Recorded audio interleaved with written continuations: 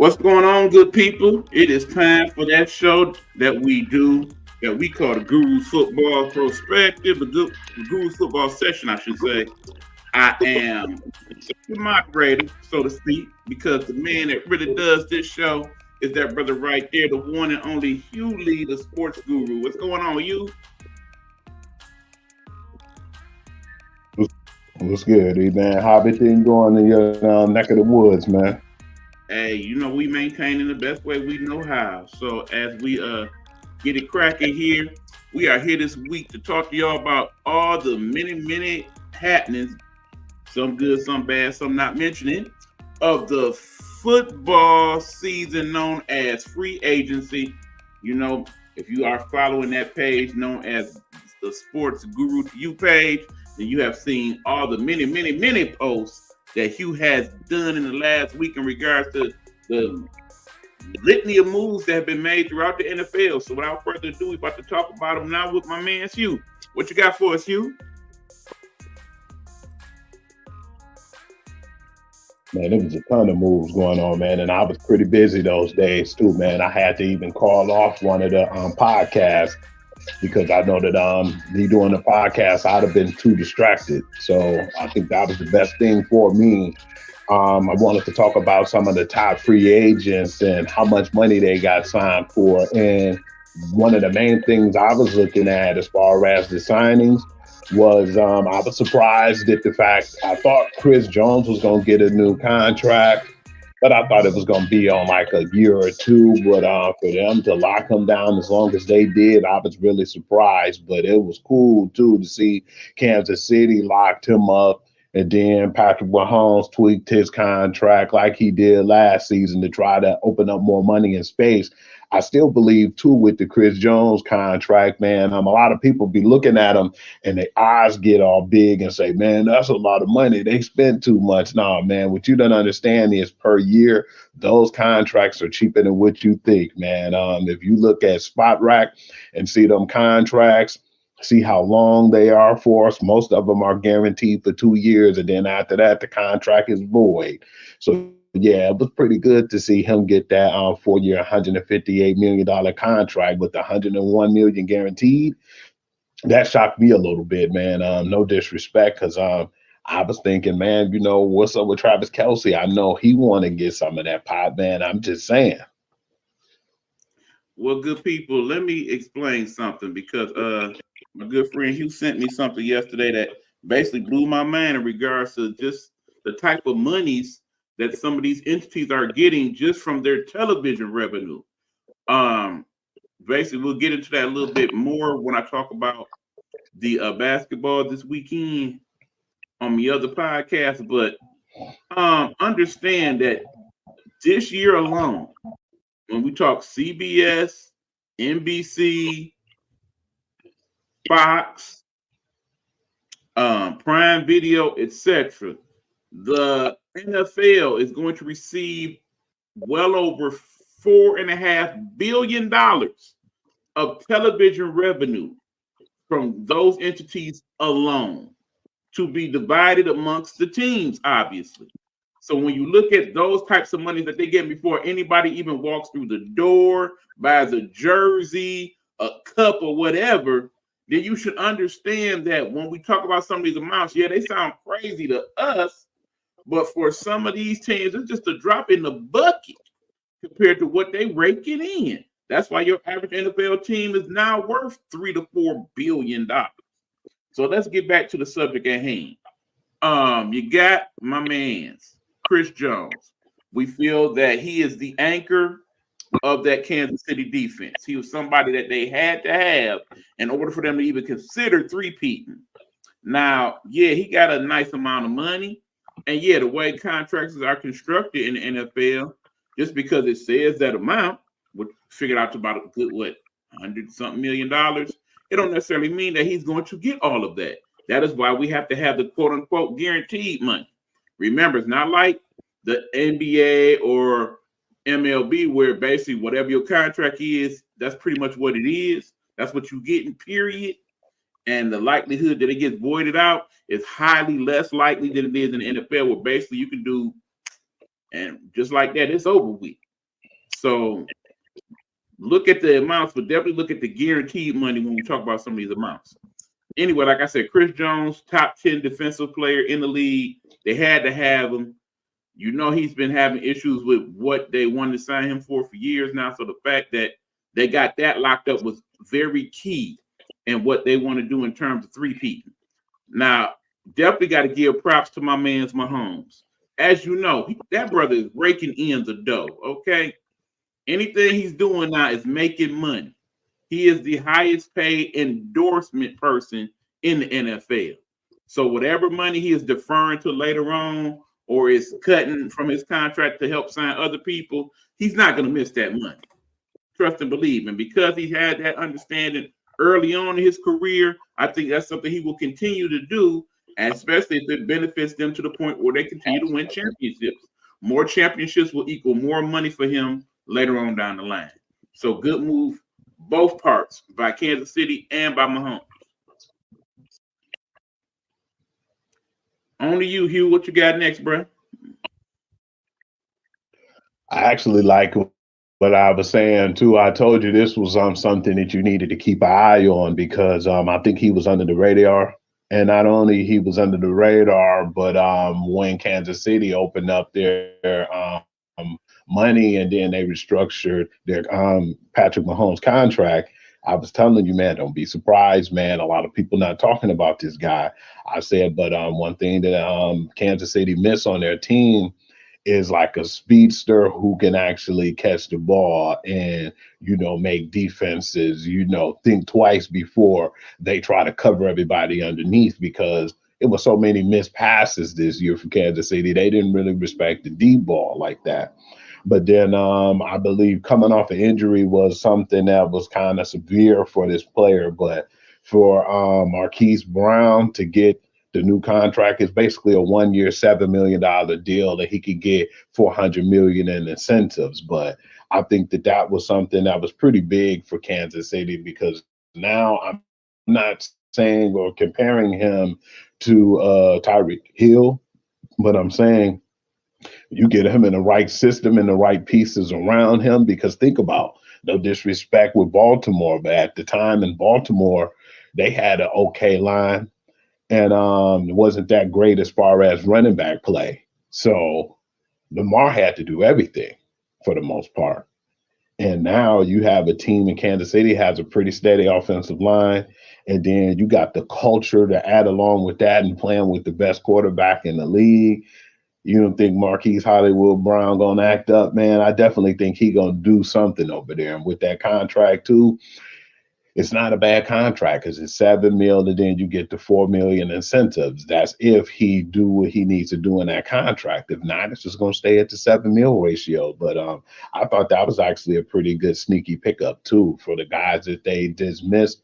I feel like he'll definitely be a good fit on that team. And then you already know Kadarius Toney ain't going to be back too. So, yeah, man, we can take it from there. And I feel like that was a huge move for Kansas. And I want to see them splurge and do a couple more things moving on because I think that now it's time for them to definitely try to go after somebody else. I don't think it's going to be a huge name running back or anything that they get. But I definitely feel like they need depth at that position as well.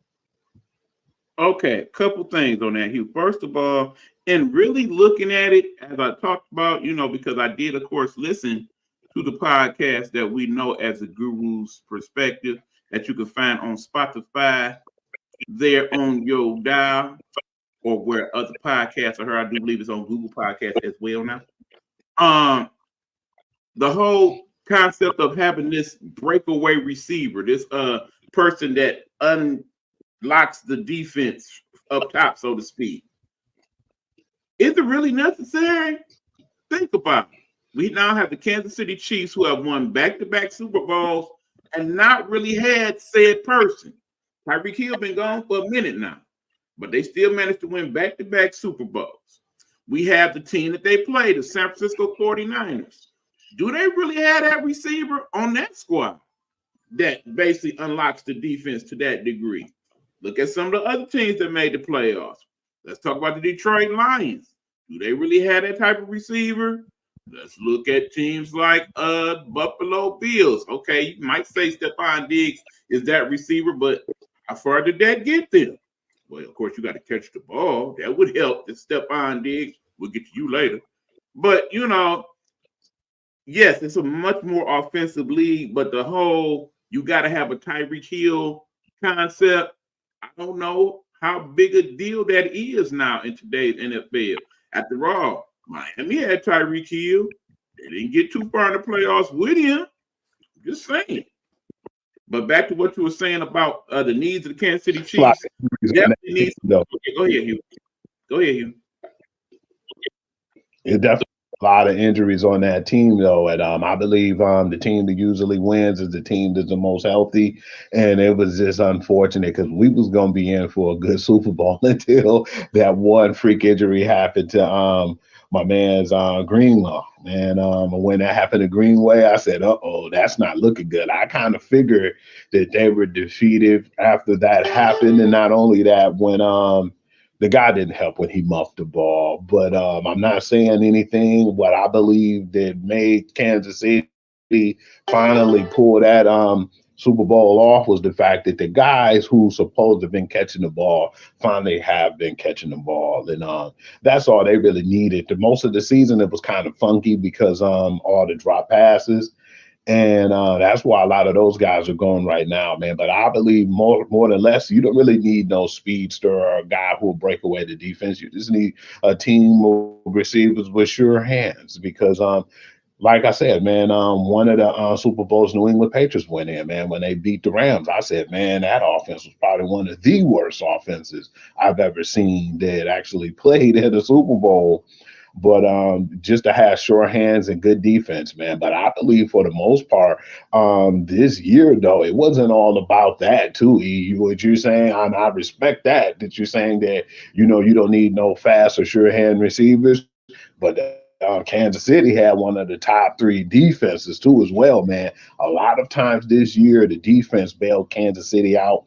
And we didn't really respect how good they were until they actually, as far as Kansas City defense, came to the forefront. And they got him a lot of possessions too, man. No matter how bad the guys were and they wasn't sure-handed, but when they needed those guys the most, surprisingly enough, Valdez Scantling and some of the other guys caught the ball. The funny thing was, it was sad was they really didn't trust Kadarius Toney, man. You get two healthy scratches, you get the conference championship game and the Super Bowl, you don't play, man. That speaks volumes, man. It's time for them. That's why I believe it was time for them to shake it up a little bit because I just don't think that it was just about how fast you are and like the talent, because we know that Marquise Brown is talented, but that dude is not really healthy as much as well. But it's just the fact that I believe those guys, man, just didn't really do their jobs. I think the Kansas City would have even had a better record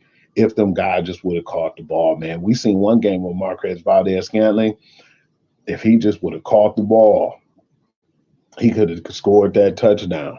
And it was just certain situations where they didn't step up, and I believe the defense bailed them out. So, yeah, I give much credit to the guys on that team and what they did, but I don't think we give Kansas City defense as much credit as they deserve, neither, though.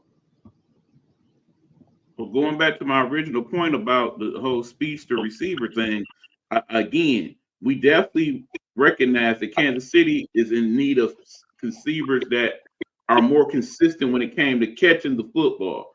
That is what I felt the need for Kansas City was. We know defensively, like I said, they were one of the top defenses in the league. All they really need defensive wise was to sign their main people, either by signing them in free agency or putting them in that little thing that we like to call the lockdown when you talk about holding them with the franchise tag. But in terms of receiver help, they just needed some receivers that were going to be able to catch the football when Mahomes threw it to them. And in terms of that, I think with people like Marquise Brown and perhaps whoever they get in the draft, those are the people that they're going to address that situation with. Obviously, people like Toney and Scantling were definitely people they could cut loose because they did not catch the ball consistently. In some cases, not at all. So, yeah, they had to go. Not mad at none of that. It's nice to get too, though. It's definitely because you know how good Patrick Mahomes can throw that ball down the field, man. It'd definitely been nice if he got more separation this year, and that's something that they couldn't get as well. So, yeah, I believe it's time to bring on some new receivers. Yeah, and like I said, basically anybody like a Marquise Brown that's brought in would definitely do nothing but help Rasheed Rice, seeing he's still relatively young in the game. Go ahead, Hugh. Kirk Cousins, man.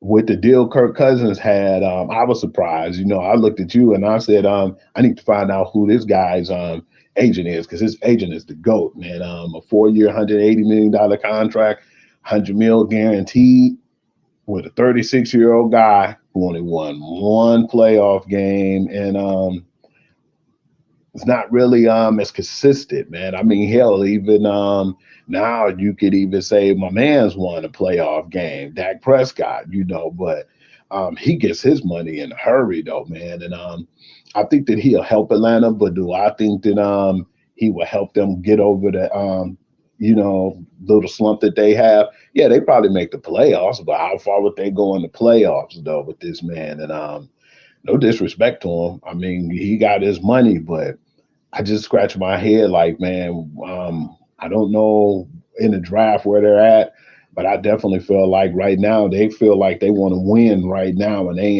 in win mode. But I'm just really surprised though, man, with the whole Kirk Cousins deal, man, especially the money he got at his age. Okay, first of all, yes, shout out to Kirk Cousins' agent. He has been doing a phenomenal job for that man ever since he has been in the league. Understand that when this contract is over, Kirk Cousins would have made well over $400 million playing in the National Football League, and currently Kirk Cousins does not have one of those ring things, not a one. But let us be honest. Kirk Cousins is good at what he does. Maybe not great, maybe not future Hall of Famer, but good. Most of the seasons in which Kirk Cousins has played quarterback for whatever team it's been, whether it's been the Redskins / Commanders, whether it's been the Vikings, and now the Falcons, he has won more than he's lost. In the end, that's part of the game in and of itself. How often can you win? Think about it. In the end, we got people like, say, a Peyton Manning, who did eventually go on to win 2 Super Bowls, but primarily is known for what he has done in the regular season. Same with people like John Elway and Dan Marino. Did not get a lot done in terms of the postseason, but were good regular season players. Kirk Cousins is a good regular season player. If you are a franchise like Atlanta that basically is trying to get back on the island of relevancy, to use a WWE term, shout out to Roman Reigns, acknowledge him. You want somebody that's going to move the needle, somebody that's going to take you to at least that level to where you can say, okay, now we are in contention for championships. Kirk Cousins definitely fits that mold. My thing is this: how does he still manage to keep getting all this guaranteed money? When we see that most of the quarterbacks that's getting this fully guaranteed or almost fully guaranteed money, for the most part, not panning out well. We're looking at people like Deshaun Watson. We're looking at people like who else name I want to throw in that mix? Oh, obviously Russell Wilson, where yeah, they got the fully guaranteed money, the almost fully guaranteed money, but what type of production have you got out of that? With Kurt, I think you at least get most of your money's worth. So I'm not mad at them for that. In the end, if you feel like you're just a quarterback away from being a good team and he's a good quarterback, go with that. I'm still not really understanding the whole 4 year thing, though. I might have made it much like Minnesota did these last couple of years, 2 years guaranteed or just guaranteed for that year. Let's see what you got, a prove it deal. But apparently, the agent put it out there that, okay, this is what Kurt wants. Kurt got what he wanted. Go ahead, Hugh. Christian Wilkins was the biggest surprise. I knew he was going to get picked up by a team or somebody that was going to hurry up and grab him and steal him from the Miami Dolphins.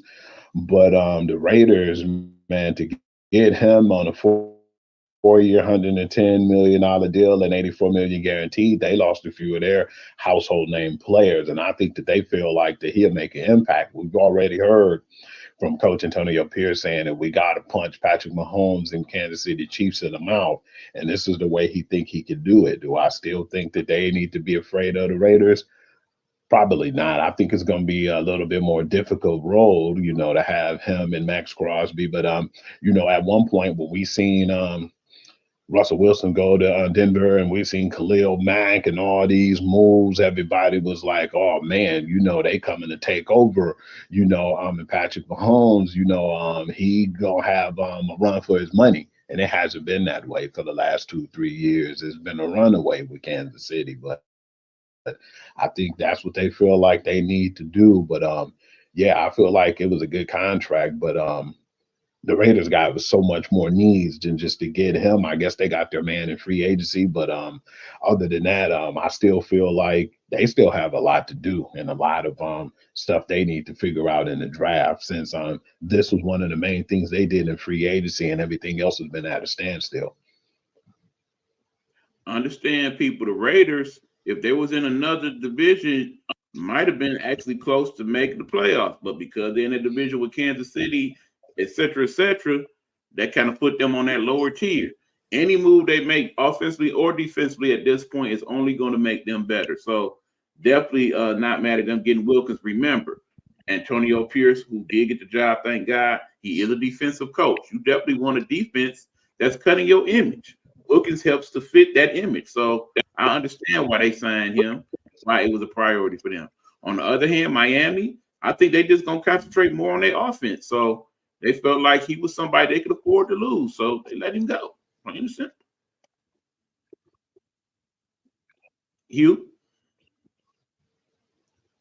To his contract coming up, I think that was more important, that they wanted to keep him under contract or to sign a contract with Tua. I think that right now that's why we've seen a lot of the moves like the Xavier Howards and a lot of people walking right now. Some of those guys were up in age and they were too expensive. And then you look at it too and you're like, well, you're 31 and you're 29 and you've been injured constantly. So I believe that's one of the main reasons why they wanted to move on.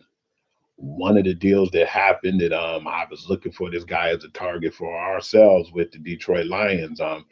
And I'm starting to look at the Houston Texans, and I feel like, yeah, they're trying to make big moves now. Not only did they have D'Amico Ryans as a rookie coach, but then you have a rookie quarterback and play that well. And Nick Casario can't give him as much credit as he deserved, man. We need to definitely start putting a whole lot more respect on his name, because with the Texans being where they were a couple years ago to where they are now, man, that's impressive. And that's when I seen the downfall of New England when Nick Casario left. That's how good of a person he is. But to get back on the topic, to get Danielle Hunter was huge. Not only did they get him, man, they got Joe Mixon. They got some really big hitters in free agency. I definitely believe that this is a team to watch out for next season. Maybe they might have that sophomore slump, but the way they looking with D'Amico Ryans and that team in general, I highly doubt that. Houston is building themselves to win championships. I think we see that firsthand. When we look at the person who won the Executive of the Year last year, of course, that would be Mr. Holmes, our GM here in Detroit.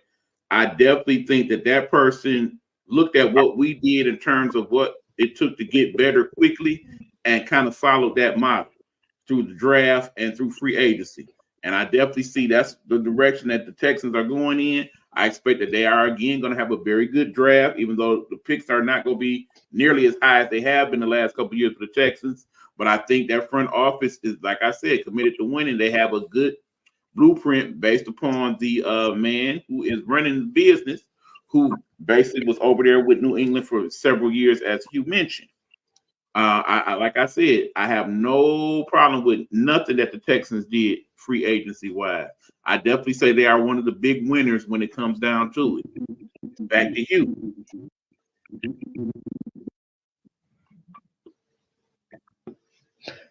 Man, this guy right here, is trying to solidify the Jets offense right now. Tyron Smith.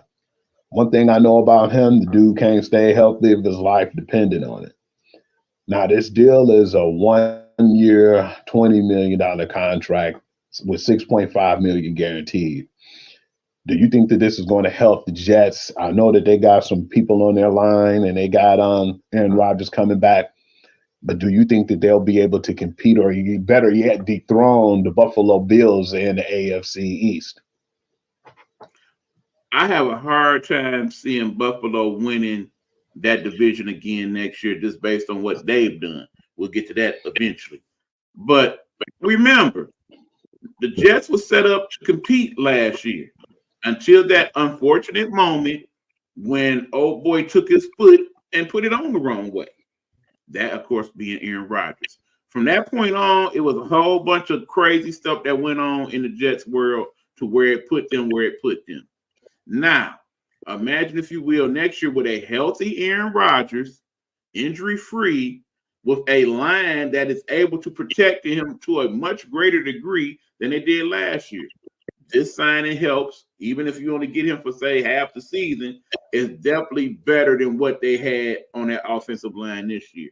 You know they're going to use the drafts to get a couple people, and they're probably going to pick people off of the list as they get to dropping there in preseason in terms of secondary people and people to kind of build up the roster on that offensive line. I mean, with a better offensive line, how much better, when you consider the defense of the Jets and how decent it was last year, how much better do you think the Jets will be next year? I definitely think they'll be good enough to compete in the East. I mean, we already know the Patriots, they ain't going to be worth talking about. And, of course, Miami, it really depends on how their injury situation ships up with that defense. So, considering those two teams, it's pretty much looking like the Jets and the Bills in terms of who's going to win the East. So, if they can get that offensive line together, yeah. So, it's a good gamble. It's a 1 year deal, like you said. Even if you get him for half the season, I feel like it's worth it. Back to you, Hugh. Funny thing about that, too, that you say that, too. When we think about the New England Patriots, man, it's hilarious because they had this second highest money in cap spending, and all I seen that they really did was they kept Kendrick Bourne, and they tried to get more people to solidify that O line. But the only splashes they did was keep Kendrick Bourne and get KJ Osborne, the kid, like the third string wide receiver that was on the Vikings. But that being said, the reason why I believe that the Texans ended up going that way, and they were desperate to get Danielle Hunter, was because they lost their pass rusher, Jonathan Grenard, man. And I thought that he was a really sneaky, low-key, good, edge rusher as well. He signed a 4 year, $75 million contract with the Vikings, and the Vikings made some huge moves on defense. And then they end up getting Aaron Jones, too, for a year to go over there with that team. And when we looked at our whole NFC North, we definitely said to ourselves, man, yeah, they starting to look like they're improving in every aspect. It looks good on paper right now, but then and again, you got to put it all on that field. And with that deal, that was a huge deal for one of the better young pass rushers right now in the league, with Jonathan Grenard. Okay, first of all, Patriots trash. They was trash then. They trash now. Good luck to whoever is the unfortunate quarterback that's going to be the person in charge of that team next year. Going to what you said about NFC North, I think if you look at a division in terms of who won in free agency, that division definitely was the winner. Because remember, we had two teams that made the playoffs. We had a team in Minnesota that almost made the playoffs. And then even though Chicago started out horribly, they still ended up winning 6 to 7 games. So that at least put them in the mindset of, we make a few adjustments and we could be there. So, yeah, I like the moves that all four of those teams made, actually. But going to the Vikings specifically, remember, they just needed to make some adjustments. Even though They only had Kurt for like maybe a third of the year and still managed to get 9 or 10 wins. You definitely want to do something that's going to say, okay, Lions, we ain't just going to give you the division. We got some stuff and some work we about to put in, and here's how we going to do it.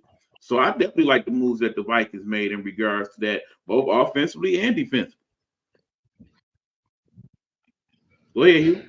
Man, we ain't gonna talk about the Bears, Green Bay, or any of those other teams, man. But a head scratcher to me, E, and I know that you heard this on the show when I said this, but I definitely want you to break it down for me and make this one make sense. Please do.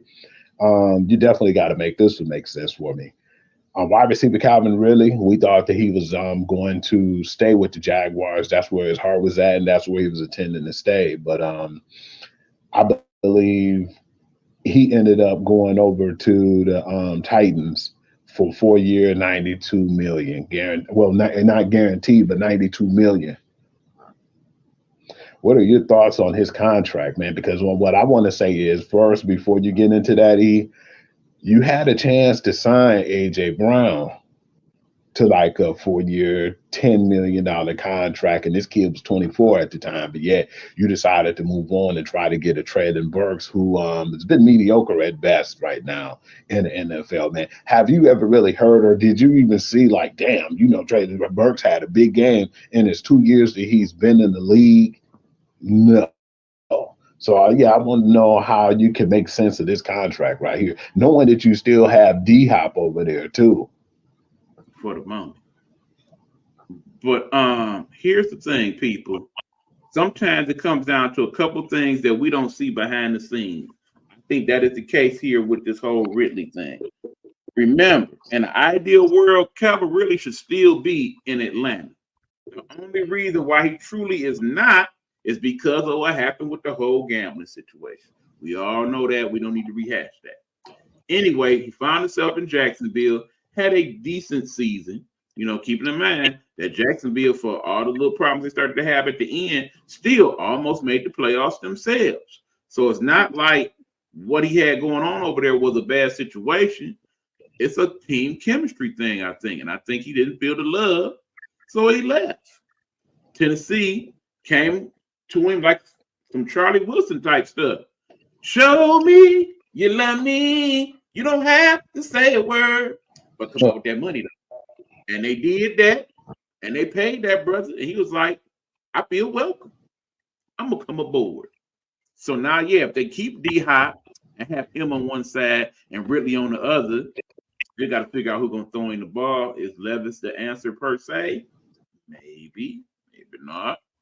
We already know about the head coaching situation here in Tennessee. That went. So, yeah, that's one of those. At least Tennessee is trying to put themselves on the island of relevancy.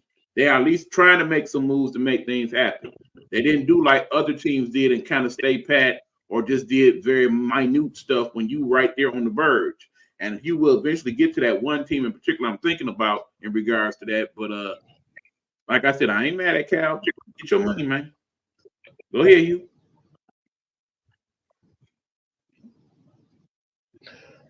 How did you feel about the Ravens letting Patrick Queen walk and go to the competition with a 3 year, $41 million contract to go over and play in Pittsburgh with him and TJ Watt?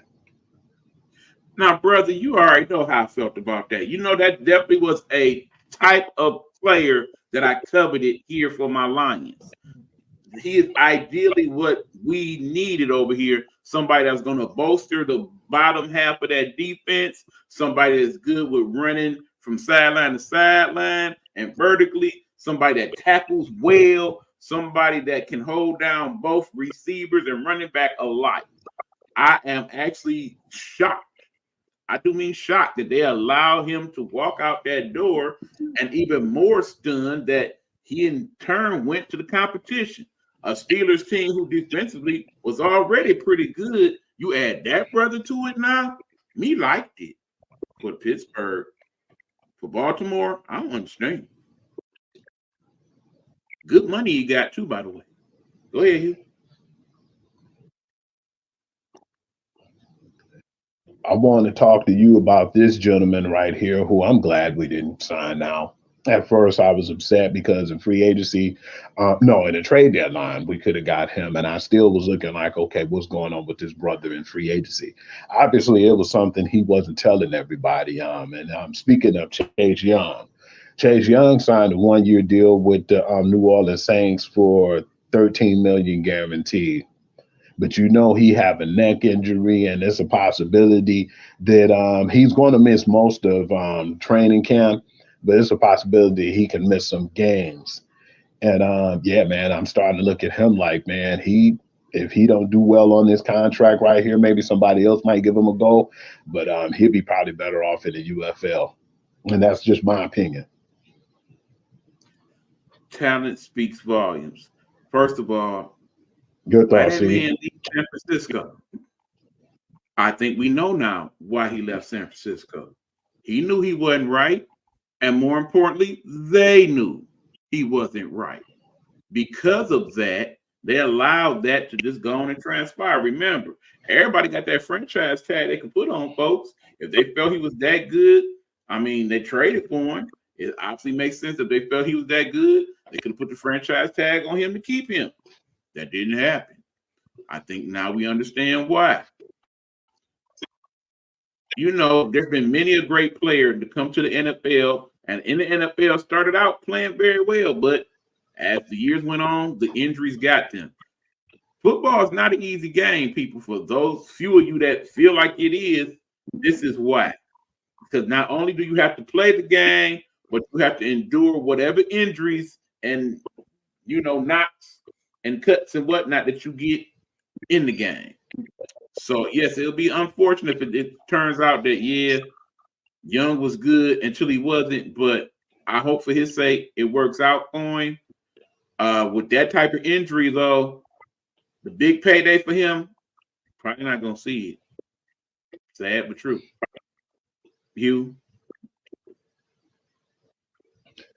One of the more amazing things to me this year was the musical chairs when it came to the running backs in their new homes. But one of them that you definitely said it was either two teams this gentleman was going to go to, and one of the teams you already know, he said that they didn't have a word to say to him, not one single word. So basically, they didn't have no interest. And then, I'm even throw it out there for the fans who always think that every year that they're going to be in the Super Bowl. Their owner said that we're all in and didn't do anything. Y'all know who y'all are. I don't even got to say y'all names. Okay, But and Derrick normally Henry I would ended leave up that going to over Hugh. to. Let me jump in here, Hugh. Please, please, You want me please, to? bro. Please let me jump in here before you go on. Okay. Attention. Go ahead. It's on you. Attention, Dallas Cowboy fans. Okay. And we know there are several of you throughout the universe known as the Nighthawk Network. There are several of you throughout the United States and the world. Okay. Y'all always think that same thing every year. We going to the Super Bowl. Understand that y'all have not won a Super Bowl since the 90s. Yes, I know I'm a Lions fan. I got nerve to talk. Yeah. Y'all always like to put y'all stuff on other folks too. But anyway, your owner, the braggadocious, I'm the man, my franchise worth more than anybody in American sports, Jerry Jones. The 82-year-old Jerry Jones. Don't start that age stuff. Yes, I bring up his age because the thought process is that, okay, I ain't got but so many days up in this world. I sure would like to see my Cowboys win one more time. Let me do everything in my power to help make that happen. I'm all in. I'm all in, y'all. Y'all gonna see some stuff right now from day one forward. So you figured if any team was gonna make any major splashes in free agency, it's the team that's worth the most money. Is not the Cowboys worth the most money, Hugh? Yeah, I understand they got the same salaries cap and everything as any other team in the NFL. Yes. But if any team could work it out, you would think the team that makes the most money would. So the fact that the main thing offensively that they needed to address, the running back spot, is something that they didn't address at all. Don't understand. You cannot say you are all in and you didn't even get in. Make it make sense, you. Can you make it make sense? I can't. And you know what, E? They think Deuce Bond can handle all that load, I guess. Don't make any sense to me. I thought that was one of the weirdest things. Deuce Bond. Now, you know I like the And Deuce I Bond. tried to be polite. Come on, man. And I'm trying to be polite, E, when I didn't even mention their name. But I knew you definitely wasn't going to let them ride with that. And No. it wasn't like my man's was a lot of money neither. And then you hear too, not only Derrick Henry had like a 2-year, $16 million contract. If they play the San Francisco 49ers, do they really have that?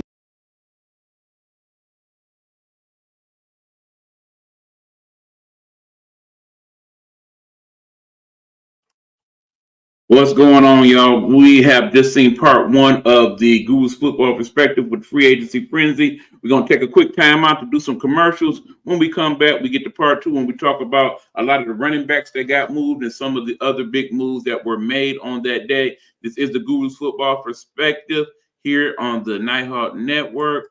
Nighthawk Network, our voices for our people. Let's talk. Let's talk. Let's talk. Nighthawk Network presents Pastor Sean Love. Pastor Sean Love, devoted father and husband, a residing pastor at the River Rouge Bible Assembly in River Rouge, Michigan. Join him as he gives us messages from God's Word, Bible study, and encouragement. You can find him on YouTube under Sean Love. Big Mix, with Big Mix. Darling. What's going on, y'all? Shout out to that man, Big Meech, part of the Nighthawk Network.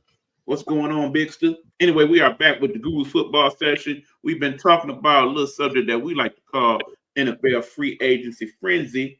And of course, we was getting to the big news of the whole scenario, which was how many running backs been getting back and forth in this thing. Now, you, before you go on to who was next on that, ain't this crazy? Remember last year, you couldn't get a running back to get a dime out of none of these squads. All of a sudden, it was like running back. We don't really need that. We got really. your boy. And not suddenly we got what did happen now. So go ahead, you. Thank God we got that deal done when we did with David Montgomery, because we know how much of a beast that man is. But getting back to everything, E, first and foremost, I like to give a shout out to Big Me's, Big Red, and Auntie Nikki as well, dishing the tea. And I want to jump in and I want to say when it was a lot of head scratching when I seen this one right here, the Josh Jacobs deal. Remember when I got with you, E?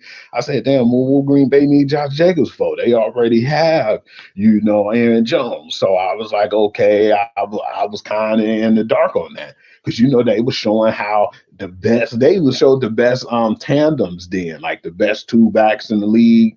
And, that was one of them being mentioned.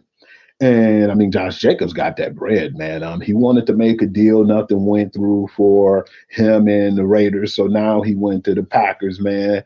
Another division rivalry. He signed a 4-year, $48 million contract to go over there to solidify their backfield, even though they already had Aaron Jones. But I mean, it is what it is. What was your thoughts on that deal, E? Now, remember, people, when we talk about these deals, a lot of it is predicated on a couple things. One, your ability to stay healthy. And two, how old you are. The only difference is that's a whole nother story when it comes to running back. The ideal age I start to say people start to devalue an NFL player is 30 years old. You recall that discussion, you? Yes, sir. Okay, now it's different with running back because it seems like now the age limit pretty much closer to 27 than it is to 30. So after you get them first 5 years in, they start to kind of deal with you different. And I think that's part of what we've seen with a lot of these running backs moving on. Even with the contract, it was 4 years, 48 million, correct you? Yeah, that's big money for Correct. you and I.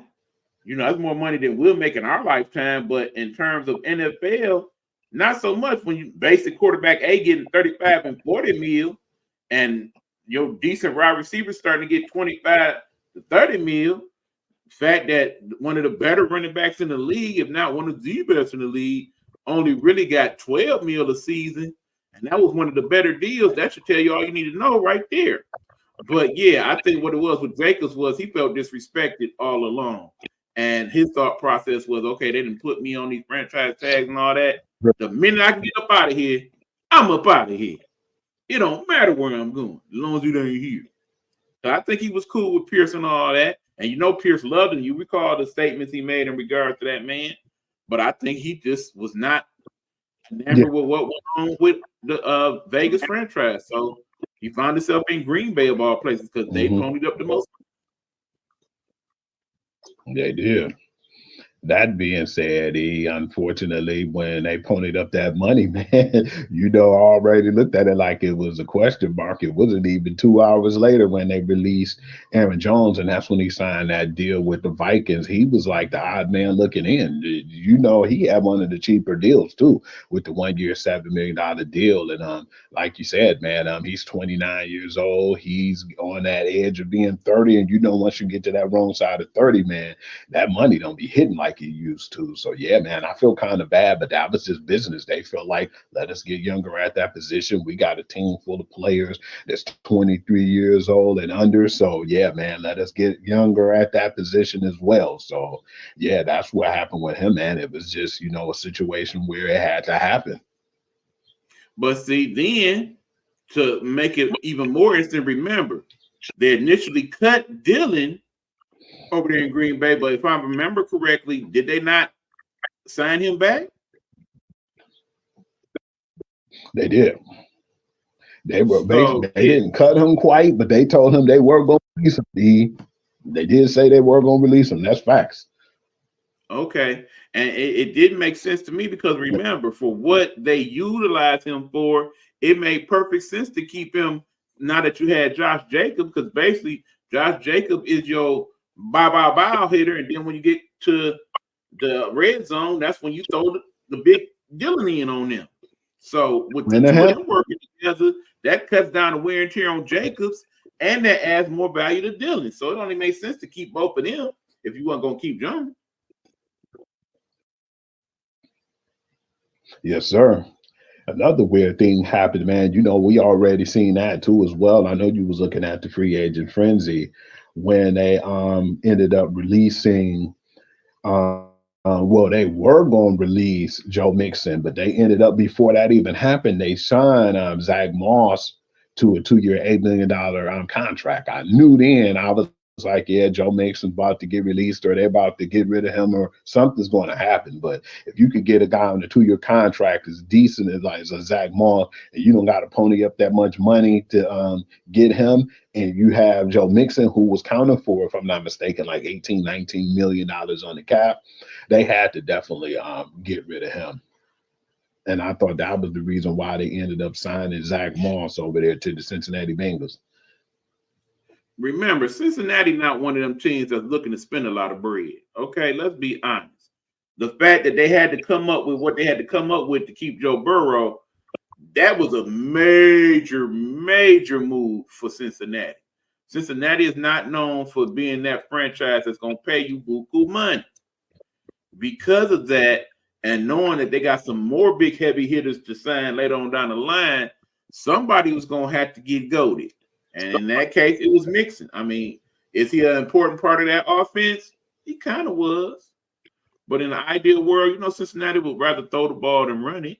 But again, it ain't like in the past they ain't made similar. I mean, let us not forget Ping Ryan that they had the year before that they just seemed to let go without even attempting to sign him. And it made no sense to me because with him and Mixon together, they had a nice 1-2 punch similar to the one that we got here in Detroit. So I didn't get it, but They I really think do. that's a Cincinnati thing in terms of that one. But yeah, again, excellent landing spot for that dude Mixon going down to Texas. I think he's gonna fit in very well there. Speaking of that broke my heart, man. We already knew that Texas was getting really dangerous, man. But the rich just keep getting richer, man. Joe Mixon, when he went over there to the Texans, he had a pretty decent deal. Most of the deals started out like that.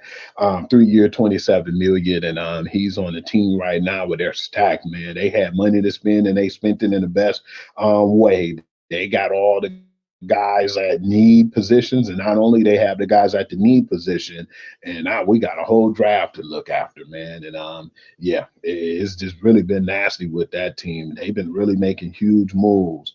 But the funny thing is, too, is when you said a player who didn't feel appreciated, is no player on this list of running back carousel that felt more unappreciated than this guy. He even said after he went to his team, maybe he should have handled things better. No, you shouldn't. You didn't curse or be disrespectful. You just went to the enemy with a smile because they threw that bread in your hand, and I would have took it as well. Let's talk about that brother Saquon Barkley going to the Philadelphia Eagles for 3 years, 37.75 million, 26 million guaranteed. What are your thoughts about that deal?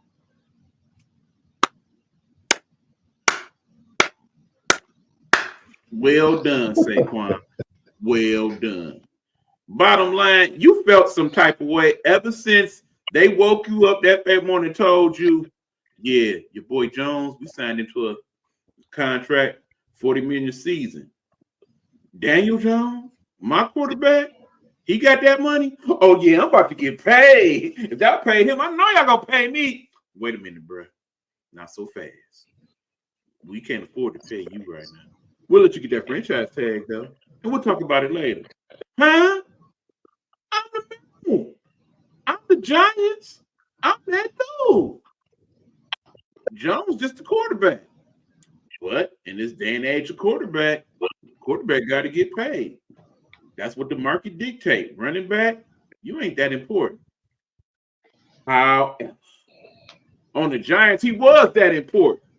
He was the Giants. Without him, they don't make the playoffs a couple years ago. Without him, they would have been even much worse than they was last year. Without him, he is not your typical running back. He is a good running back. He is an excellent blocking running back. He's an excellent receiving running back. He's a good decoy on offense as a running back. That is what you were supposed to pay him for. You did. When it was time to talk after that, he wasn't trying to hear it. I know where I'm going. Now, there is this thing that's going on where people ain't understand you. I asked you this the second day of free agency. Don't you find it interesting that even before free agency really start, that all these deals was made already? Remember when I said that, you? Yeah. And I was like, don't they supposed to have some type of tampering and whatnot? Talk about it, Hugh. Yeah, they had tampering things going on, man. And one of the big things that came out, the biggest news was, of course, and it have to do with your man Saquon Barkley. They kind of figured we kind of figured that he was going to go there. But remember, we seen it like a couple of weeks before free agency began that the Eagles got their eyes bent and they already going to make a move. They were going to make a big splash on Saquon Barkley. And then not only the Saquon Barkley deal was in, question, but then you had what was going on with Kirk Cousins. Because I know that just think about too. I know you heard about him and his wife. They had lived in Atlanta. They had family and friends and everything in Atlanta, and they would like to go back to Atlanta so very much. It wasn't the time when we talked about Coach Harbaugh, going back to San Diego when him and his wife met because, they wasn't tampering. That at that point they could make that decision, but you can't make them type of decisions, man, before free agency hit. And that's how it was looking too, man. They looked at him like he was a Penn State alum, and they wanted him to come back home. And then, they just went all in on those guys, and it was leaked way earlier than what it was supposed to be. And when they signed, those was like some of the first two signings. So yeah, they had to go on investigation. They had to check on that one. it was definitely suspect. Right. And then remember, these guys, they have friends in the league all over the league, people that they went to school with, people that's close to the school. I mean, there's a lot of Philadelphia Eagles that train in the Penn State facilities and whatnot. Remember, a lot of these college facilities is better than some of these pro facilities. That's definitely the case with Kansas City, as we learned a few weeks ago. So, yeah, it makes sense that maybe he had discussions with some people on that team, and they kind of was a gateway into how it all jumped off so quickly. But I think in the case of Saquon, this was part of his master plan all along. Like, okay, all right then. And so then Swift ends up leaving the building, and he comes aboard, and there it is. And the Giants, you reap what you sow, bruh. You reap what you sow. I hope you get your money's worth out of Jones this season. You had He cost you the franchise in terms of the running back, at least.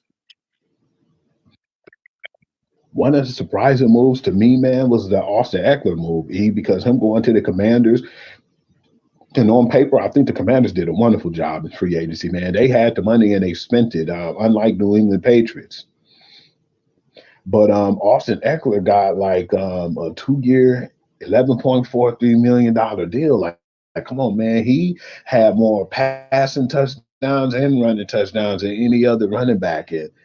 I was surprised that he left and he signed for them for so cheap. I wanted to know that was the one of the biggest questions I had, man. Like, damn, that was like a really small contract for one of the more reliable running backs in the game right now. Remember, the Commanders is the last team that was sold in the NFL. It cost them, I think, about $6.5 to $7 million to $7 billion, excuse me, to obtain that team. When you spending that kind of bread, because remember, ain't a lot of us got that kind of bread. You trying to get your money's worth. I know, I never see. You trying to get on as soon as possible. So yeah, definitely was one of the worst teams in the league last year. Definitely was not trying to stay that way. They looked to make upgrades now. They didn't want to wait to the draft. They needed to show people that, okay, we serious about them. Remember, they're trying to get a new stadium built out that way. You got to have reasons for people to come in the building. So, yeah, you get you a person like Eckler, and keep in mind, he is one of the older running backs that we talk about. But, again, he is a multi-purposeful running back, which is what you are looking for now in today's NFL, especially if you don't have that good combo like we do here in Detroit. So, yeah, I'm not mad at the Commanders at all. That's an excellent. Now, why San Diego let him get out the building? It's interesting. And we'll get to the Los Angeles Chargers. It's so hard for me to call them not San Diego. I mean, understand, never been to San Diego, but they ain't heard nothing but great things about San Diego. No, Do not understand to this day why they left San Diego to go to LA. I mean, yeah, I understand SoFi Stadium is beautiful, blah, blah, blah. Anyway, Harbaugh got a different plan. We know that. And in the Harbaugh world, either you fit in or you don't. Yes. So I guess Eckler didn't. Thusly, he moved on, and the surprise is he went to the Commanders. In the end, he will serve them well. How well will they serve him? We'll see. But I ain't mad at it for them. I'm kind of mad at it for him. Why, bro? You ain't nowhere better to go?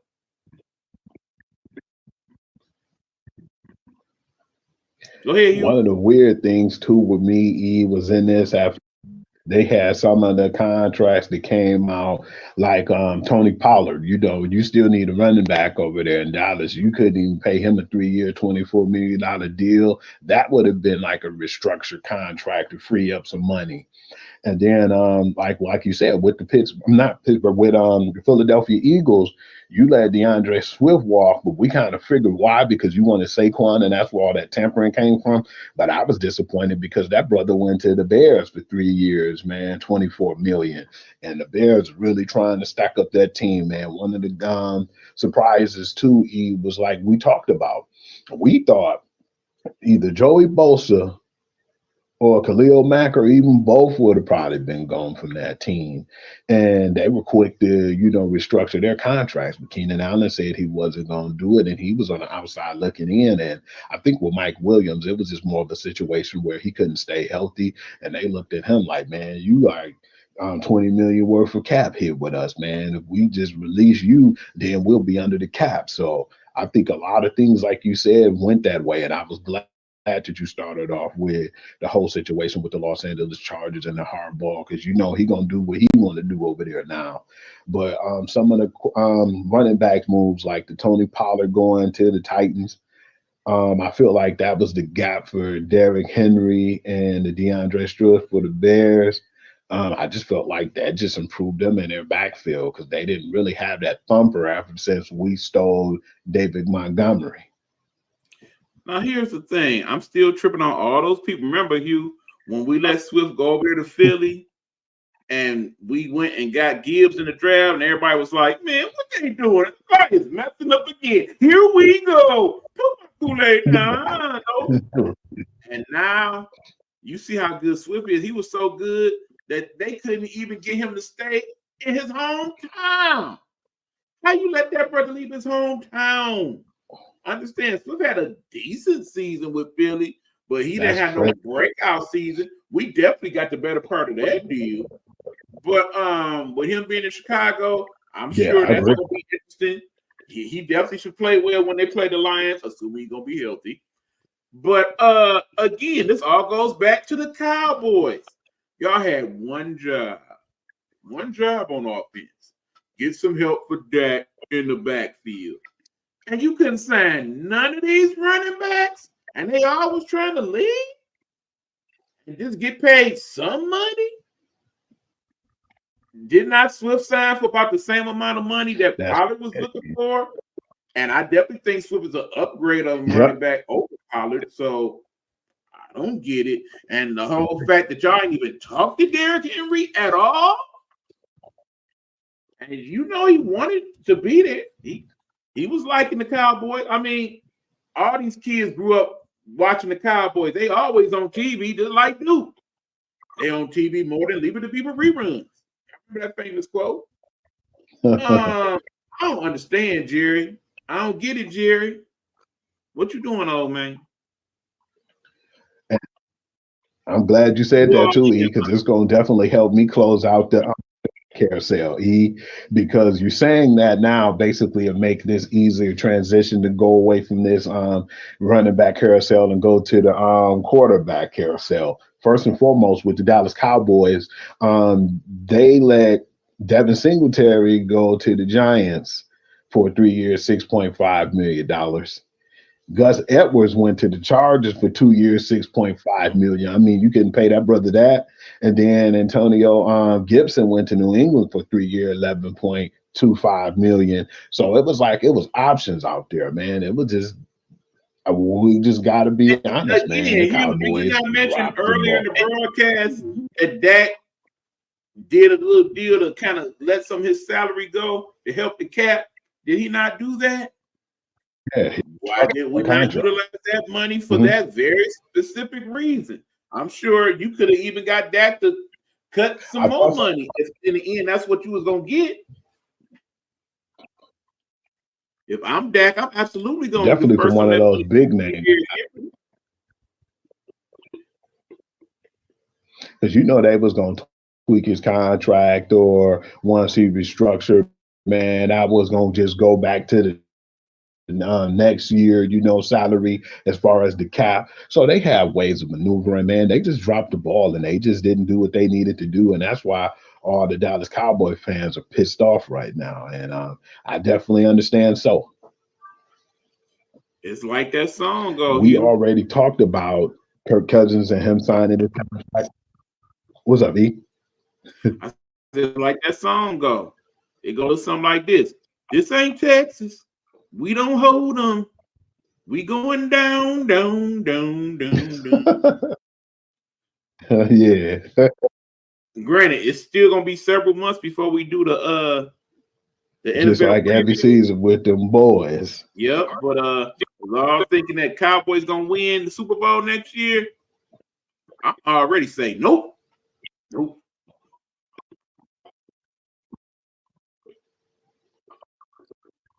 Go ahead, Hugh. I'm about to keep walking on that tightrope before we get to the topic, and then before we get to that topic, because when we get there, we're gonna stand that one for a while. I want to talk about just New England just not doing a damn thing, man. You have a guy that you could have groomed in your quarterback room. I mean, they had a pretty decent quarterback room with him and Tom Brady, and they even had Jimmy Garoppolo. But then you get him, and then you send him to Indianapolis. Then he moves around just for New England to sign Jacoby Brissett again for a 1-year, $8 million contract. I mean, I know he's going to be your bridge quarterback, and whoever come over there, man, they're going to be running for their life. But I have to ask you, how did you feel about that deal? You don't have to be long. Who's the coach of the New England Patriots right now? Gerard Mayo. Hugh. What team did he play for before he was the coach?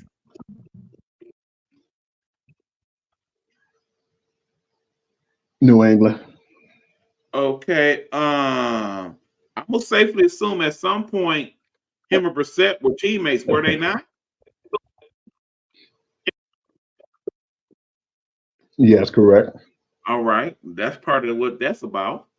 But so you think this basically the other thing is, when they talk about Mayo, they say that part of why he was the person that got the job. And remember, we found out that he actually had the job before we all even knew he had the job, was because he was a person that embraced the quote-unquote Patriot way. That actually in the building, they was calling him Belichick Jr., so on and so forth. So it appears that the reason why Kraft was comfortable with him being the man is because he was going to adjust some things, but not other things. So, of course, you would want to bring in somebody that was familiar, but yet somebody with at least a little bit more upside. Now, understand Brissett is on the downward part of his career, but you definitely wanted a veteran in that room because they're going to draft a quarterback. We all know that. And because it's Brissett, it would lead to believe that it's going to be a quarterback that looks like me.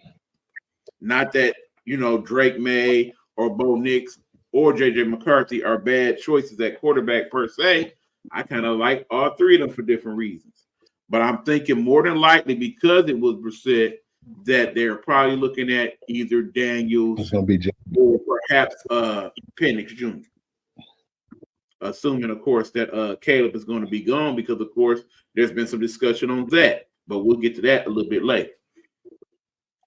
But, yeah, in the end, Patriots, I don't understand it. It don't sound – it seems like they operate from the standpoint of, okay, we know next year we're going to be trash too. Let's just get a basis for something and go from there. Keep in mind, they weren't the only teams that really didn't seem to do a lot to help themselves. I go with the Panthers, for example. Did they really do a lot to help themselves, especially since you let your best defender lead the building? That was one of the biggest question marks to me, too. They try to bulk up the O-line and trying to get some weapons over there, but I still don't see much from them because they still have so many holes to fill. And right, that was one of the worst things. I look at teams like the Saints. The Saints, they didn't do a hell of a lot either. No, not whatsoever. At least.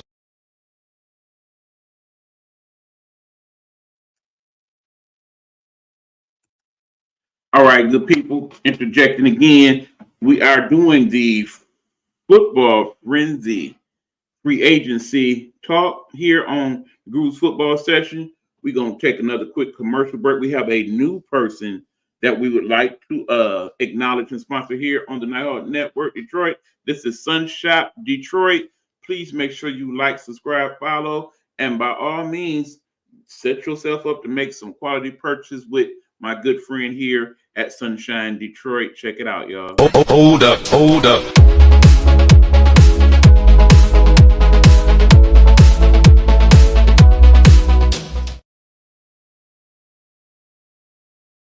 Hold up, hold up.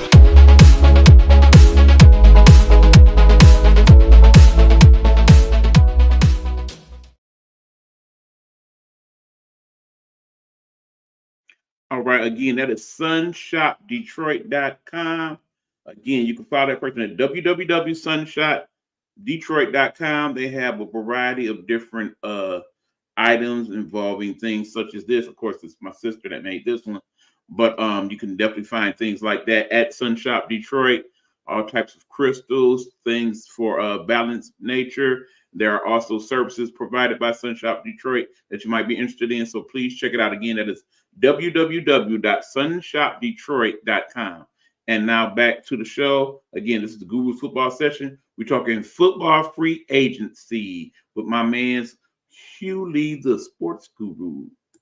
If the Atlanta Falcons, they went out and got Kirk Cousins, but then they ended up, remember that they got Darnell Mooney too, and then they ended up getting Rondale Moore, the receiver, and I feel like they were more depth because you got Kyle Pitts and you got other guys and weapons that was already Drake on that London, team. Design Robinson, to Drake London, man. Yeah, that brother too, man. He played well last year. So you got those type of guys.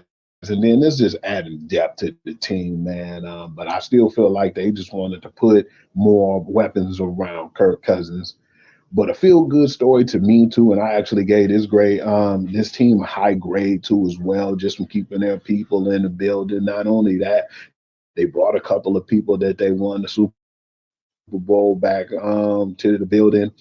But the feel-good story of it all was my man's was on a prove-it contract last year. Baker Mayfield went to Tampa Bay Buccaneers, and now he ended up getting a 3-year, $115 million deal and $15 million guaranteed. What was your thoughts on Baker Mayfield's contract? Again, I got to give the good slow clap. Congratulations to Baker Mayfield. I had to be honest. I had wrote you off, bruh.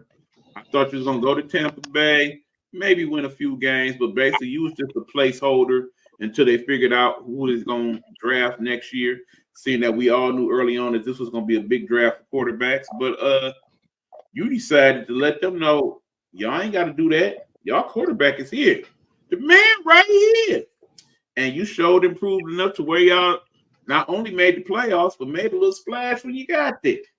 So, yeah, you earned your money. Truthfully, you could have got a little more, I think. You actually gave Tampa a nice little discount with it all. But I think that's because, one, you have matured as an individual. And because of that, you saw the bigger picture. And you felt like it was more important for you to get people on that team to stay on that team. So not stress out the money in that way. And two, because you were just thankful that you have received another legitimate chance to be a starter in this league, and they are rewarding you for it. So you humbly took what they gave you, and you're happy about it. And I think it's a good move. Like I said, Tampa is definitely still the team to beat in that division. Atlanta definitely made some strides to show that they serious about it. But in the end, they still going to have to beat Tampa at least twice to make it happen. So, yeah, I ain't mad at it. Good for Baker, man. Good for Baker. And now we just going to talk about what we supposed to talk about, but I just want to lead this because I know I want to stretch the conversation a little more. The release of Russell Wilson from the Denver Broncos and him going over to the Pittsburgh Steelers on a year $1.2 million contract. And I know people are like, why is this so low? Because he counted for $38 million of the Denver Broncos dead money on their cap this year. And not only was that surprising to me, but we thought that Justin Fields was going to be the guy that moved over there and got traded first.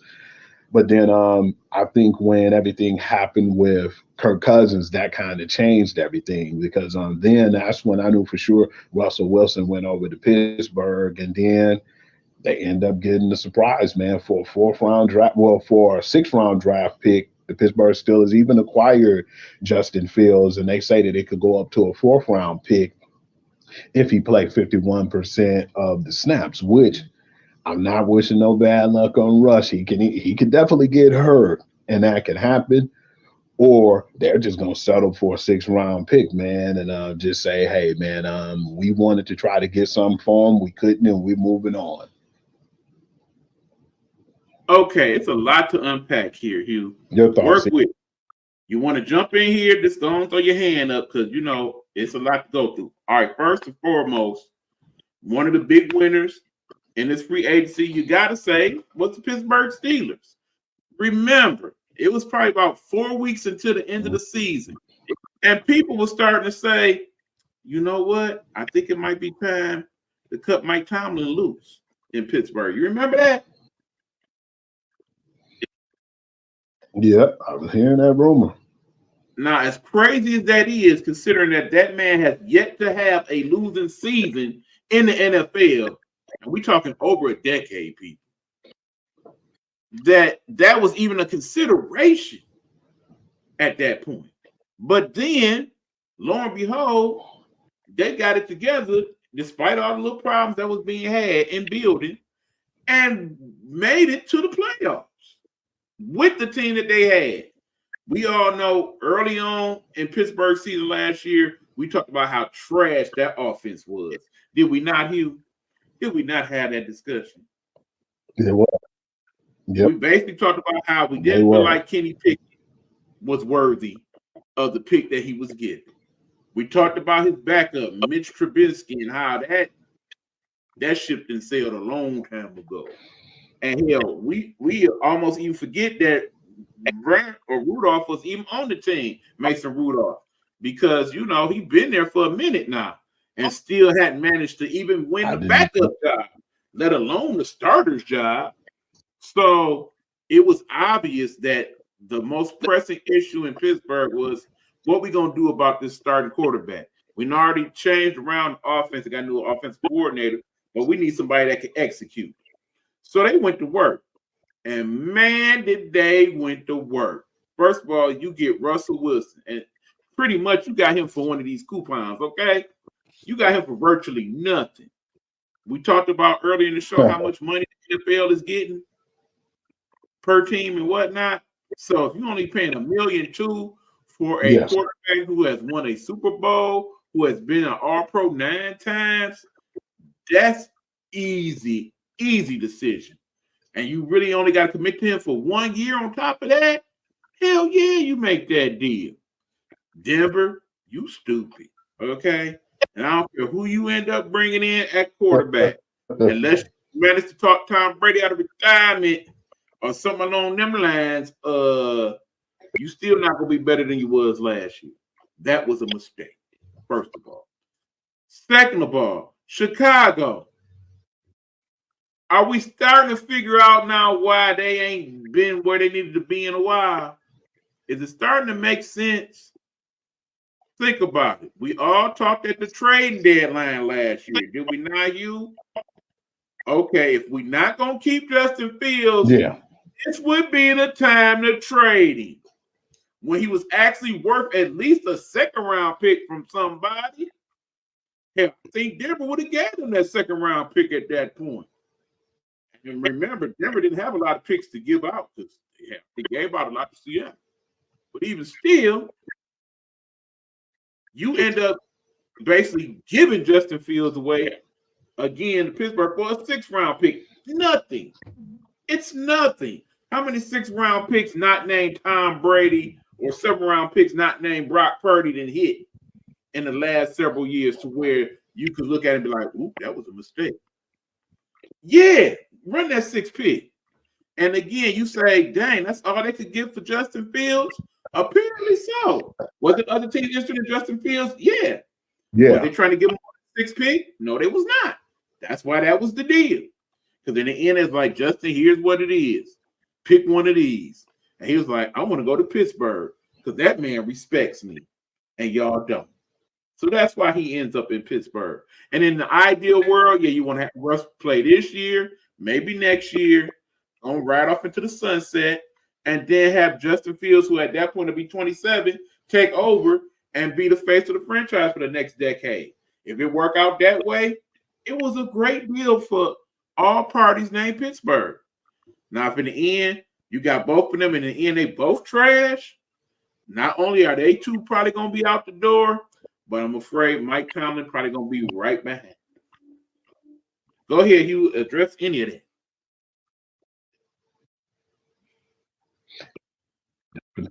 I definitely think that can possibly happen too, man. But the one good thing about it, though, regardless, I definitely wouldn't want to see Mike Tomlin leave. But to think about it, they only gave up a 6th-round pick for Justin Fields and 1.2 mil just to get, Russell Wilson on their roster, man. I think it's an upgrade from last year. No disrespect. We all knew Kenny Pickett just didn't cut in and do what he's supposed to do. But we ain't even gonna sit up here and talk about your boy, Mitch Trubisky, man. That dude's terrible. I was surprised when he was like a second overall draft pick to Chicago. I still can't believe that. But I think that was one of the worst quarterback drafts too. There's a few bad quarterback drafts that we're living through right now. We'll definitely talk about that a little more. But it was just funny to me to see that how they upgraded without really spending a dime. So yeah, man, I definitely hope that they can play worth, Pittsburgh being relevant due to the fact that I do want, Tomlin to keep his job. But it just was really surprised at how crazy things happen in the league and how, so many of those quarterbacks who got drafted so high is not even on the roster no more. They're second or even third string, quarterbacks in the NFL now, man. That just lets you know, man, and the draft is hit or miss. And because I believe out of all those draft picks, I only believe 2 of them are starters right now in that draft. And I know one of them was Trevor Lawrence. And right now he's on the cusp because when we seen him, we thought that he was going to be the next big thing coming out of college. And he hasn't been that quite, yet. He's played well. But it was like everybody looked at them like they were like the Detroit Lions of the AFC, and they didn't do anything. It seems like whenever they need to beat a big team or win a big game, they don't do it. They lost to the Colts that one year, and they lost this year as well. It seems like they just can't get the job done, man. Is it too much pressure on Trevor Lawrence? But still, man, that year, man, and like the quarterback draft is probably one of the worst, man. And now that we see, because none of those guys are not even on a roster or even starting for a team or franchise. Speaking of Mac Jones, that's an example to say a few. I appreciate that the Jaguars threw him a lifeline and basically signed him on to be the backup. That being said, I don't understand why. I really don't. He ain't showed me enough in New England to say, okay, if Trevor went down, that's the guy I want to run things. I don't see that at all. Not at all. And I'm going to tell you, too, from 2020 to 2022, I'm going to show you all the quarterbacks, man, and what's going on right now with them right now as we lay. Joe Burrow, he's still a QB1. He was drafted in 2020. It's 2024. He's still starting. Same thing with Tua as the 5th pick. You got the 6th pick, Justin Fields. He's still a QB1. Jordan Love is basically solidified as a pick 26 in that draft, and he's the QB1. And Jalen Hurts was in the 2nd round, 53rd pick, and he's a QB1. Okay, we're moving on to quarterback drafted in 2021. Check this out. Okay, we got Zach Wilson, granted permission to seek a trade from his team. Trey Lance, he was pick 3. He's the quarterback 3. Justin Fields, pick 11, quarterback 2. Pick 15 was Mac Jones, and he's a quarterback 2. And we're going to the 2022 draft now, Kenny Pickett was on pick 20. He's a quarterback 2, got traded to Philly. Desmond Ridder, pick 74. He's the quarterback 2. Malik Willis, pick 83, quarterback 3. Bailey Zappi, pick 137, Quarterback 3. Pick 144 with Sam Howell. He's quarterback 2. But check this one out, E. This is the one I know you're gonna like. Pick 262. Who is that, E, in 2022 draft? Mr. Irrelevant himself, Brock Purdy. And he's QB1. Yeah, that draft a funny thing sometimes. But as the great Robert Griffin III pointed out, a man who is still young enough to actually play quarterback in the league still. It oftentimes not only depends on your talent, but where you go. And you definitely got to take some credence to that when that man says it. So talking about this year's quarterback draft, I found it very interesting. I want to get your thoughts on this, Hugh, that man says that if I am Yes, sir.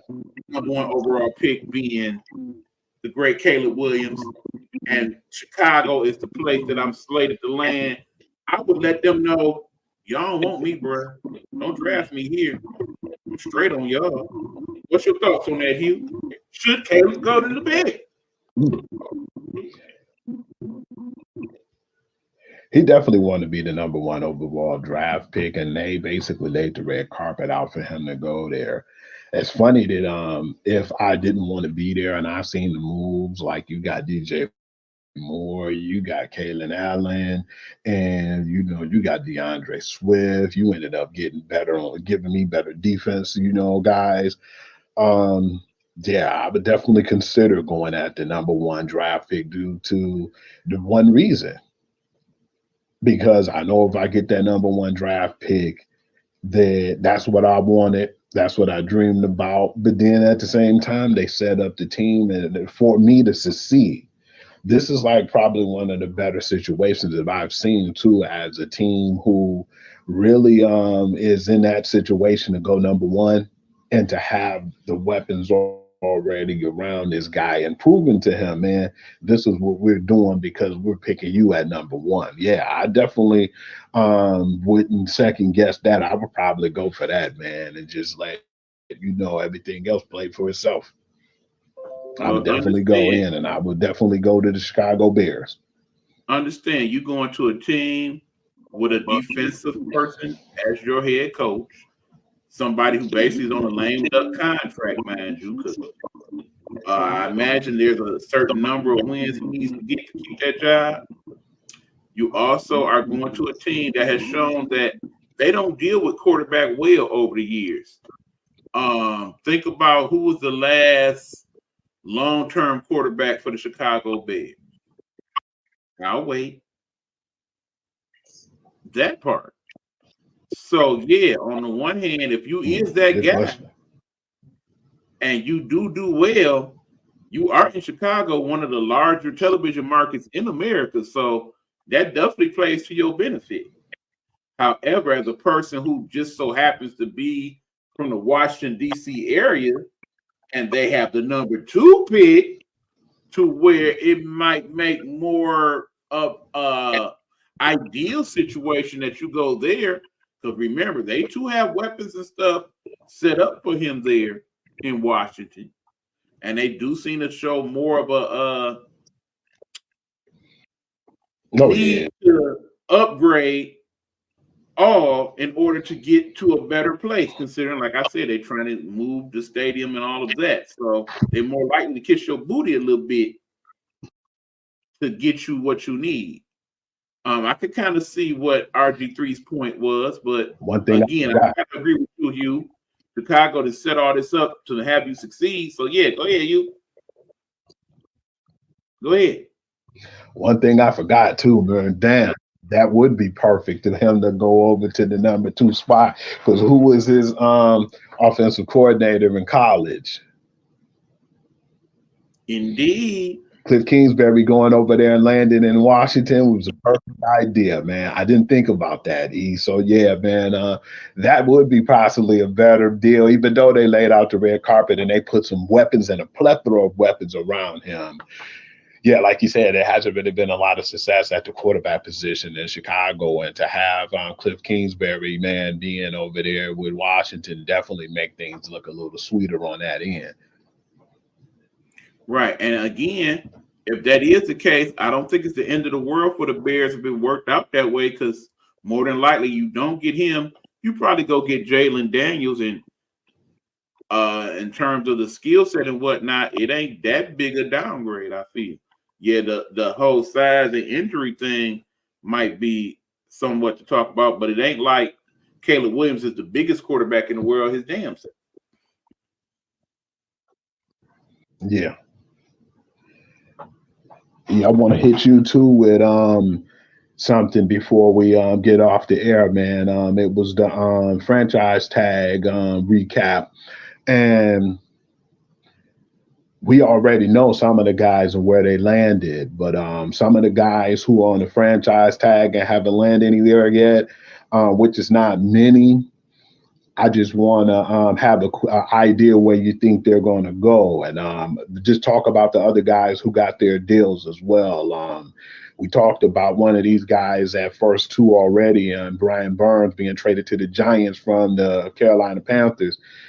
When he got traded, I was like, damn, we could have gave them that pick, a second round draft pick or whatnot to get Brian Burns. But remember, I was telling you that we could have made that deal. We had that, in the bag. But when we seen and when he signed that 5-year, $150 million deal, $87.5 million guaranteed. And I said, oh yeah, we weren't gonna give up that type of money to get him. But do you think that he actually solidifies or help the New York Giants, in that division? Yes and no. He helps because he's one of the top 10 defenders at his position in the NFL. So yeah, that definitely helps. But in terms of what they got to overcome, in other words, you still got to beat a Philly team that is definitely upgraded, even though they are going to miss their center, the great Kelsey himself. You got the Dallas team who, yeah, even though we didn't clown them, they still going to be a decent team. We know that. And then, of course, we want to keep the culture intact. So that's what that was. What surprised me too, and I don't really say or seen a lot of good things coming out of New England, but they put a transition tag on their free safety, which is one of the better free safeties in the league ever since he was drafted. They put the franchise tag or the transition tag on Kyle Duggar for $13.8 million. Do you think that he'll stay over there, or do you think a team will come up and grab him before the NFL start of the season? I'm gonna keep it 100 with you, Hugh. The fact that we didn't mention New England as much as we have on this particular broadcast, give them much more respect than they deserve in terms of what they did in free agency. I don't even have a comment on that. None. I gave them a grade too, and I don't know. I think I gave them like an F or something like that because I didn't really feel like they did too much, man. To say Bill Belichick was like big like Belichick and then not to do anything, hell, they haven't did well. Dallas haven't really did much, but I think they're the second team on that list who haven't really did nothing to better their chances, and I definitely don't see. I still believe they're going to be kind of similar to what they were last year. Speaking of, continue. What's a team that you think now is going to be like one of the worst teams that? No, go ahead. What team you think out of the teams now who has a better chance of making the playoffs now that we've mentioned? Who tried to shore up their team in free agency? I was surprised to saying this because I thought that Washington possibly could have. I thought they was gonna make a run last year, man. Maybe I put too much on how good the defense was and the weapons over there, but I definitely think that I would be surprised now. But the only thing that scares me about Washington is still that quarterback, man. Maybe they will have Drake May or somebody come over there who can make a difference. But I definitely felt like they were in that position last year, and I'm just afraid to roll the dice on them again, man, because I feel like they let me down. I think the runners here in free agency basically is the NFC North teams and AFC East teams. Those are probably going to be the two toughest divisions in football next year. So between the Lions, Vikings, Packers, and Bears, and between the Bengals, Ravens, Steelers, and Browns, I think those are the teams that we should look for in terms of the moves they made and what they did. In the end, I think the big winner out of all of it, I'm probably gonna have to go either the Texans or no, I'm just gonna go with the Texans. I say they are your big winners.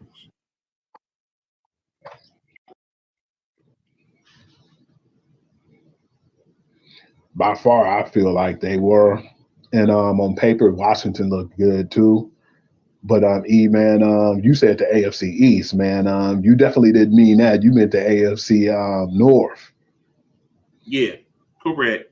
AFC East, yeah, that's again. I'm not even gonna mention them That's because a trash division. It's like, you would definitely know that better than I, my friend.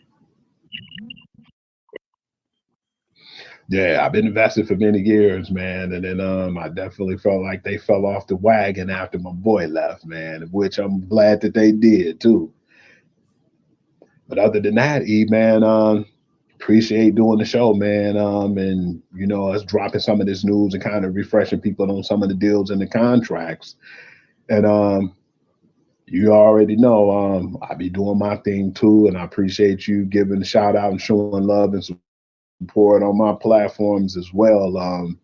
The Sports Guru to you, it's growing every day. I've been disappointed though, man, because I thought that before I had so many people on that Sports Guru. No, the pure to the game. And then I felt like then this was the best thing for me to do to relaunch because I feel like now what I want to do is focus more on the news that I give and just basically give the scores. But that's all I wanted that to be based on now as a blog page and kind of chill out on the highlights. But if you want to see any highlight reels of any sports, you can go on Hoovy. That's my Instagram page and where I share most of my highlight reels of basketball, football, baseball, whatever sports I put on there, and TikTok as well, which is Hugh.lee6, and then I do the Guru Perspective every Tuesday at 1 p.m. as well, and appreciate you guys from chiming in. I didn't do it like I said last Tuesday. It was too many distractions with the free agent frenzy, but yeah, I'll be definitely back on next Tuesday, guys. Will.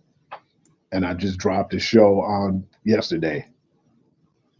Okay, I'm gonna make a suggestion to you, Hugh, and then I want to address the audience with a couple things. First of all, one of the things that me and you have talked about off air is how we're trying to get more interaction with our audience because we want to know, what if you're there, what you like and what you're not liking. A lot of times lately, Hugh has posted a lot of stuff, particularly in the Sports Guru to you, and it's no comments, no likes. We know that the page is getting visited and people are watching it. It's just that you're not really responding to anything that's being posted. So we don't know if you're being integrated with too many things, if you're not getting enough of what you want, if we need to put more of this or less of that on there. So what we would like for you as the audience to do is that when Hugh is posting these things out, hit the like button, hit the comment button, hell, hit the laugh, the cry, whatever it is, so we kind of know that you saw it. And also, more importantly, if you can take the time to briefly comment on some of those things, particularly those that catch your eye, we would appreciate that. As for you, Hugh, a suggestion that I have received from a member of the Nighthawk Network is that perhaps sometimes you can put one of the polls on the page as to get some interaction that way. Where it's like, okay, for example, we just talked about who do we feel won in terms of teams, in terms of the free agency. Perhaps that will be a poll. Who you think did the best in free agency, and you put your choices or some other team or whatnot to let people comment that way. Or if there was something eventful that went on, be like, okay, who you think had the best game last night? So and so or so and so. And perhaps that would lead people to interact a little bit more to what you're doing. So that was their suggestion. What's your thoughts on that, Hugh? I've tried that before in the past, and I definitely can, resurface that as well because like before what we said, I just really felt like more or less people went on the other page just basically was because of the reels because I put them on there and then Facebook and how they do with certain things, man. They don't like music in the background and they don't like a lot of things, man. So I said I don't want to get flagged again because recently I think it was an NBA thing that I put on there when they were overseas or they were in Europe, one of the games, and then they said, "Hey, the rights of this game is from NBA Europe," and I said, "No, I don't want no parts of it." I immediately erased it, and I said that was when I stopped putting up reels on there, and I even have all of my platforms now too on the Sports Guru to you where you can chime in. But yeah, man, I think that would be something more or less I'm start putting back on the table and just try to get more people to interact because yeah, man, I have some people interact, but it's still not enough though. All right, and then Because another I thing that felt me and like, you, man, with the pre. another thing that me and you been kind of kicking Go ahead, around Lee. is we kind of want to start some type of chat room for some of the folks here in the network or some of the people that watch the show. Just kind of like if you are football fans and you have your favorite teams or your favorite players, you like to talk about, even if you want to kind of get a rivalry thing going, like, okay, this week my team playing your team, what's up? So, we kind of go back and forth that way with it, if y'all would like. So, just something that we're looking into. We constantly look into having the network evolve, and as time goes on, we will get more into that as my schedule kind of clears itself up. But just some things that we would like to see about in terms of growth and just who's out there listening, what you actually care about in terms of the sports. That's all. But yes, as always, we thank you for your inputs and your insights into all things sports, in particular the football this particular week. Tune in tomorrow where we will be talking about the NCAA. Keep in mind, by the time that show starts, some of the brackets will already be situated and whatnot because of this show. Not going to be able to get into that tonight, but I will at least give you my picks and y'all let me know what y'all think on it. Or even don't be surprised if we get an early morning edition tomorrow, possibly. We shall see. But anyway, here's the Guru's football session. That was your host, Hugh. I am the moderator, E-Buck, and we thank you. And that being said, Hugh, you know what to do. Throw the fingers up. And we is out of here, good people. There they go. And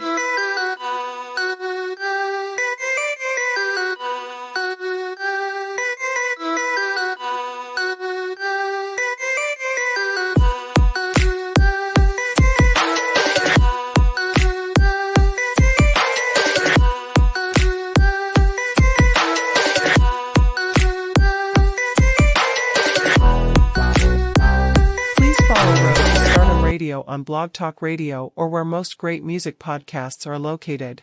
Don't forget to